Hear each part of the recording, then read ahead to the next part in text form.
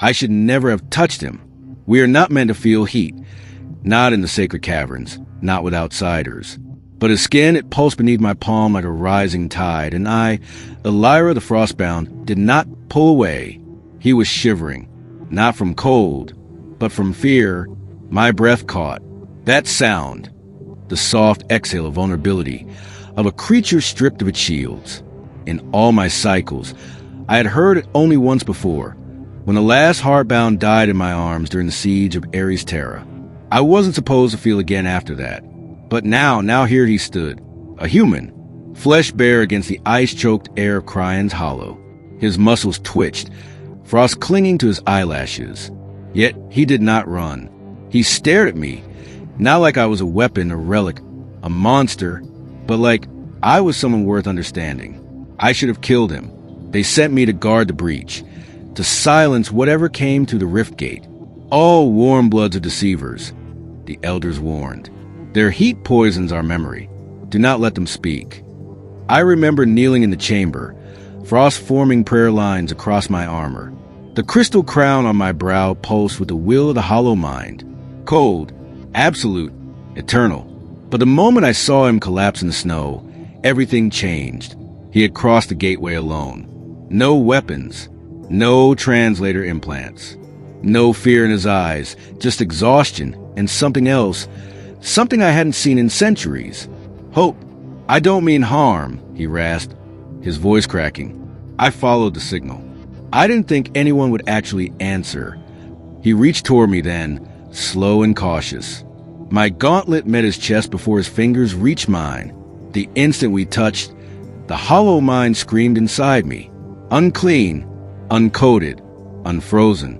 But I didn't withdraw, because in that moment, I felt his heart. And it remembered. It is a dangerous thing when an ancient biomech symbiote forms memory with the warm blood.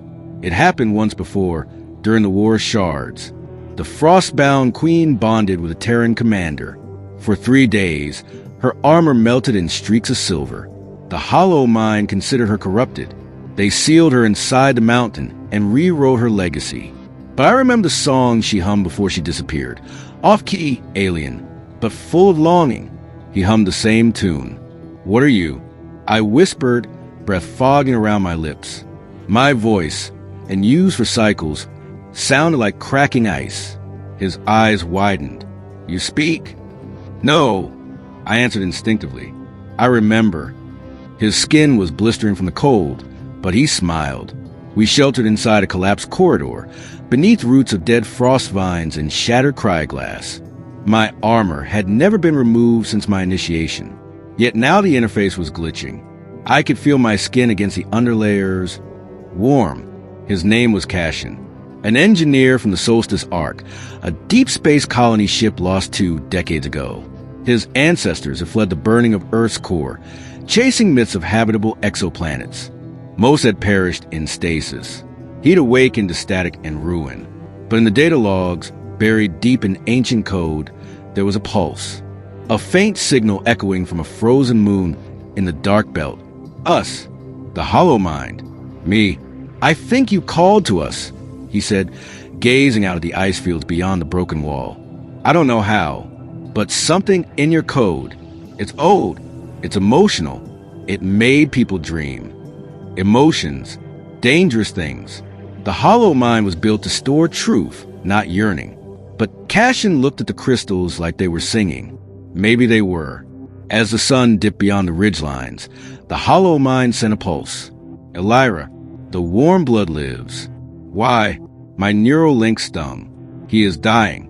The environment will claim him. Not quickly enough. You delay the purge.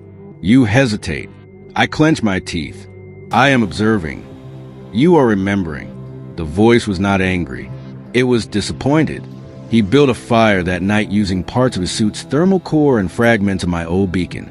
The fire shouldn't have worked. Cryon doesn't burn. And yet it flickered. My skin prickled with warmth for the first time in centuries. And with it came visions. Not battlefields. Not exile. But a woman.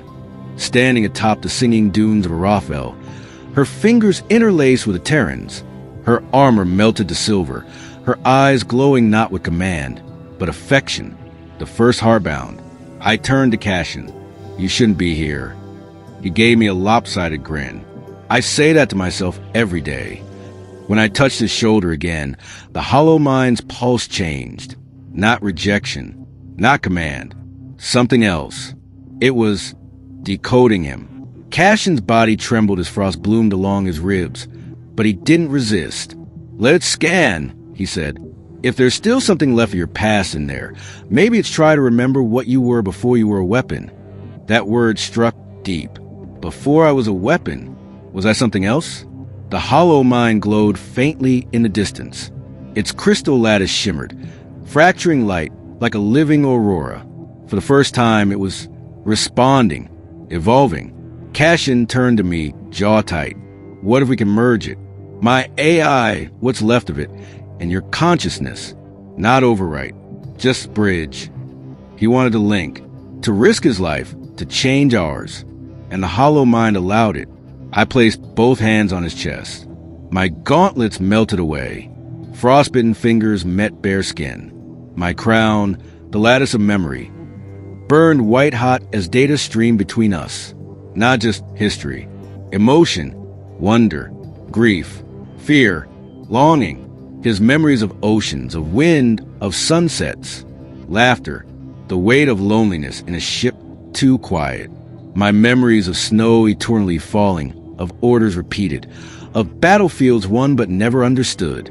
We didn't just share memories. We remembered each other. When I woke, the hollow mind was silent. Cashin lay beside me alive, but altered. A new lattice had formed beneath his skin, like crystal veins, humming faintly with light. I had changed too. No longer cold, no longer bound. My armor was not armor anymore. It was alive. Our bond had rewritten the hollow mind's core directive. From isolation to union, we walked to the breach together. The gate shimmered, not with rejection, but with resonance. Cashin reached for my hand. I didn't pull away this time. The elders would call me corrupted. The hollow mind had become something new, but I knew the truth. The frost remembers. And now, so do I.